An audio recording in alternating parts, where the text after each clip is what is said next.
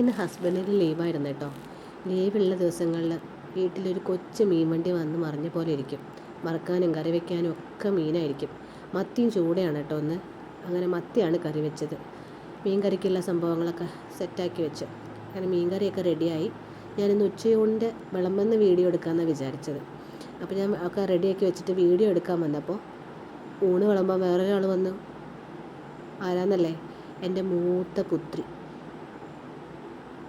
ആരാധ്യ.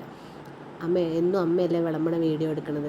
ഇന്ന് ഞാൻ വിളമ്പാം, അമ്മ വീഡിയോ എടുക്ക്, ഞാൻ വിളമ്പാന്ന് പറഞ്ഞ്.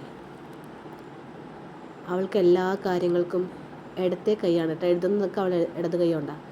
അതുകൊണ്ട് അവൾ എല്ലാ കാര്യങ്ങളും ചെയ്യുമ്പോൾ കൂടുതലും അവൾക്ക് ഇടത്തെ കൈയാണ് വരിക. അങ്ങനെ ഞങ്ങൾ ഉച്ചയൂണൊക്കെ വിളമ്പി സെറ്റാക്കി.